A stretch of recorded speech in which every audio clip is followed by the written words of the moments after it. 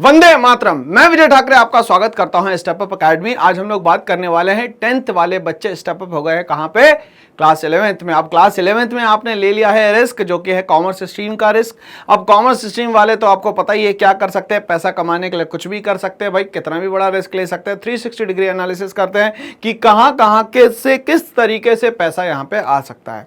तो यहां पे मैं इकोनॉमिक्स का मेंटर हूं, आपको समझाने वाला हूं कि इकोनॉमिक्स बहुत ही सरल है, बहुत ही समझने लायक सब्जेक्ट है और लाइफ टाइम काम आने वाला सब्जेक्ट है। तो यहां पे हम लोग बात कर चुके हैं कि स्टैटिस्टिक्स जो एक सब्जेक्ट है जिसमें बहुत सारे न्यूमेरिकल्स और थ्योरी का कॉम्बिनेशन आने वाला है, उसको मैं बनाने वाला हूं बहुत ही आसान।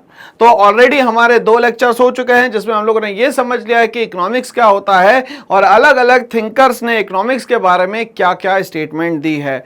अलग अलग थिंकर्स का मतलब यह है कि भाई बेस्ट इन सब का जिस्ट निकाल के बनाया जाएगा कि इकोनॉमिक्स क्या होता है, उसकी मीनिंग क्या होती है, उसकी डेफिनेशन क्या होनी चाहिए। क्योंकि इकोनॉमिक्स को डिफाइन करना इतना आसान नहीं है, डिफिकल्ट है भाई। डिफिकल्ट इसीलिए है कि इकोनॉमिक्स जो है ये एक सब्जेक्ट के साथ में कॉन्सेप्ट भी है अपने आप में, तो इसीलिए ये थोड़ा सा डिफिकल्ट हो जाता है, बट अपन लोग इसको बनाएंगे बहुत ही आसान। तो आज हम लोग बात करने वाले हैं यहाँ पे हमारे सफरनामा में कि इकोनॉमिक एक्टिविटीज क्या होती है। तो चलिए हमारे सफरनामा में हम लोग देख ले भाई किस पे ट्रैवल करना है। तो ट्रैवल करना पड़ेगा हमारे एक टॉपिक पे जिसका नाम है आज इकोनॉमिक एक्टिविटीज। नाम से समझ में आ रहा है कि कोई ऐसी एक्टिविटी जो पैसे के लिए की जा रही है और बिना पैसे के उसमें कुछ भी नहीं होगा, उसको कहेंगे हम लोग यहाँ पे इकोनॉमिक एक्टिविटीज। मतलब जब भी आप जो भी जैसा भी काम कर रहे हैं उसके बदले में आपकी कुछ ना कुछ कहीं ना कहीं कैसे न कैसे करके आपके पास अर्निंग्स हो रही होगी, तभी उस एक्टिविटी को मैं यहां पे बोलूंगा इकोनॉमिक एक्टिविटीज। सर ये तो बस आप थ्योरी बताते जा रहे हो, लिखना क्या है ये तो समझाइए। तो भैया चलो आओ स्टार्ट करते हैं और समझते हैं दोस्तों यहां पे कि भाई लिखना क्या है। These activities, एक एक्टिविटी नहीं बहुत सारी एक्टिविटीज हो सकती है इसमें। These activities which are undertaken to earn a living, मतलब जिंदगी को चलाने के लिए जो आप काम कर रहे हैं वो सारी एक्टिविटीज इसमें यहां पे कंसीडर की जाएगी। For example factory worker, shopkeeper etcetera, ये लोग जो भी काम कर रहे हैं कुछ ना कुछ यहां बेच रहे हैं, उसके बदले में इनके पास क्या आ रहा है दोस्तों? पैसा आ रहा है। इसीलिए इस एक्टिविटी को कहा जा रहा है यहां पे इकोनॉमिक एक्टिविटी। तो हमें यह समझ में आ गया है कि वो सारी एक्टिविटी जो कि पैसे कमाने के लिए की जाती है उसको बोला जाता है यहां पे इकोनॉमिक एक्टिविटी। अगर इकोनॉमिक एक्टिविटी करना है तो उसकी कुछ स्टेजेस होनी चाहिए। तो भाई आपको जब भी पैसा कमाना है तो उसके लिए सबसे पहला जो काम करना पड़ेगा वो करना पड़ेगा चीजों को बनाना, मतलब चीजों का प्रोडक्शन करना। अगर चीजें बन गई और वो सारी चीजें ऐसी बनाई कि वो लोगों की नीड्स फुलफिल कर सकती है, डिजायर्स को फुलफिल कर सकती है, तभी तो हम लोग उसको गुड्स या सर्विसेज बोलेंगे। बट यहां पे चीजों को बनाने के बाद उसका यूज करने वाले लोग भी तो चाहिए, जिसको हम लोग बोलते हैं यहां पे कंजप्शन। तो कंजप्शन भी होना जरूरी है, कंजप्शन नहीं होगा तो वो प्रोडक्शन करने का फायदा क्या। आफ्टर कंजप्शन ये जरूरी है समझना कि भाई वो चीज का यूज हो चुका है, अब दूसरी बनानी पड़ेगी। तो फिर क्या करना पड़ेगा दोस्तों? तो फिर करना पड़ेगा यहां पे पैसे के जुगाड़, जिसको हम लोग बोल सकते हैं यहां पे इन्वेस्टमेंट। अब ये इन्वेस्टमेंट हो गया, फिर से प्रोडक्ट बन गया। अब प्रोडक्ट बन गया तो फिर क्या करेंगे भैया? इसको मार्केट में ले जाएंगे। मार्केट में क्या करेंगे? इसका एक्सचेंज करेंगे। एक्सचेंज करेंगे और उसके बाद क्या करेंगे? इसका डिस्ट्रीब्यूशन करेंगे। तो ये सारे स्टेजेस है इकोनॉमिक एक्टिविटीज के। तो चलिए एक एक चीजों को हम लोग यहां पे डीपली समझने की कोशिश करते हैं। सबसे पहले हम लोग बात करते हैं यहां पे प्रोडक्शन की। By production we mean the creation of utility. अब यहां पे क्रिएशन ऑफ यूटिलिटी का मतलब क्या है? वो सारी चीजें बनाना जो आपकी नीड्स को फुलफिल करती है, उसको कहते हैं हम लोग यहां पे यूटिलिटी।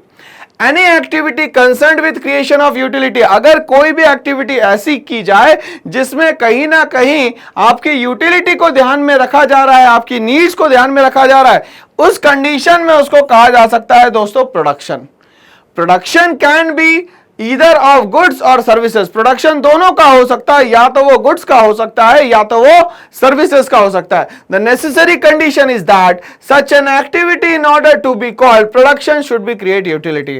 प्रोडक्शन को प्रोडक्शन तब कहना जब वो यूटिलिटी कर रहा हो, मतलब वो आपकी नीड्स फुलफिल कर रहा हो। जैसे फॉर एग्जांपल आपको अगर पीएचडी की बुक्स दे दी जाए क्लास 11th में, तो आपके किसी काम की नहीं है, मतलब वो आपकी यूटिलिटी की नहीं है।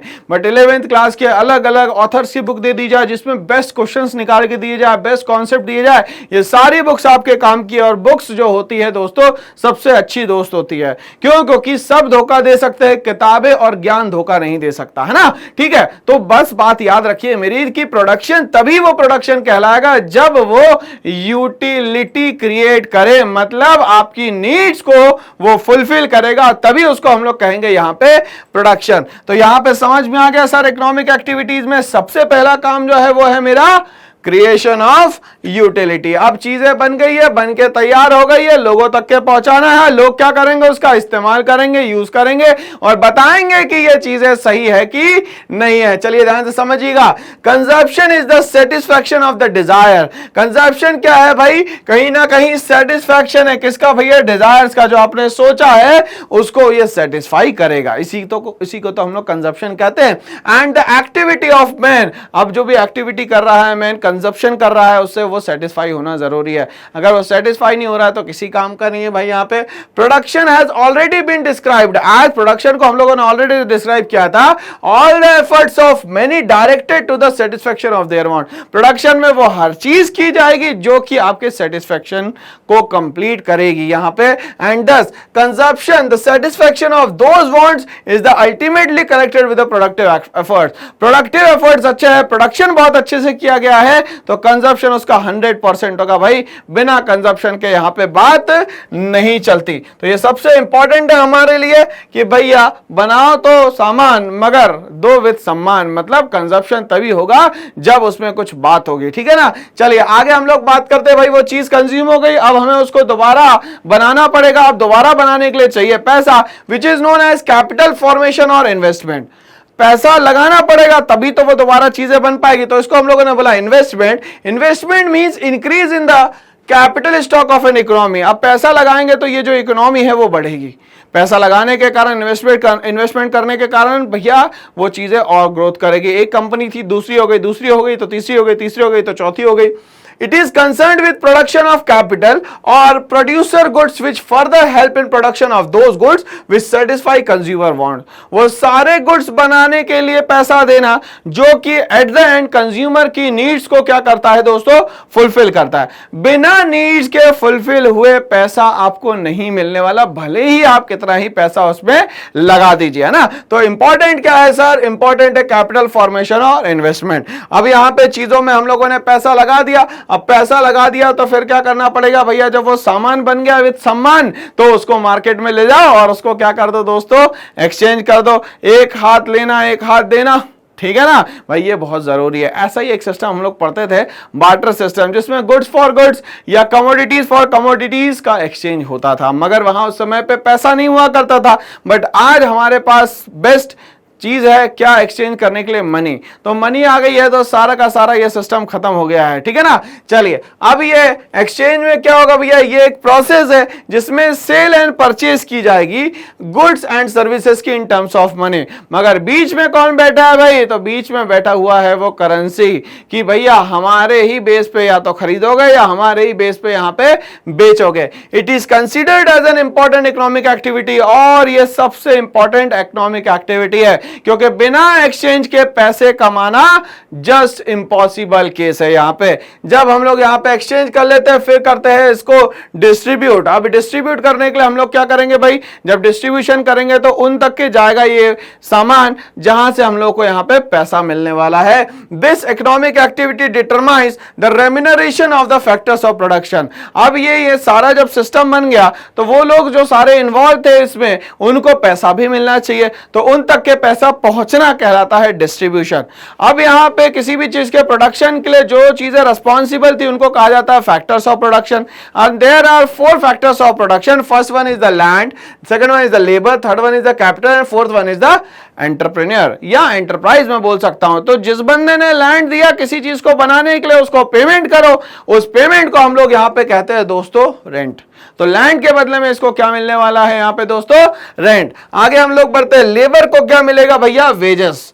अगर हफ्ते भर काम कर ले, महीने भर काम कर ले तो मिलेगी सैलरी, और साल भर काम करता है तो मिलेगी उसको इनकम। जिस बंदे ने भी कैपिटल इन्वेस्टमेंट करा है उसको मिलेगा यहां पे इंटरेस्ट, और जो बंदा एंटरप्रेन्योर है या एंटरप्राइज ओपन करके बैठा हुआ है, रिस्क लेके बैठा हुआ है, उसको क्या मिलने वाला है दोस्तों, यहां पे प्रॉफिट।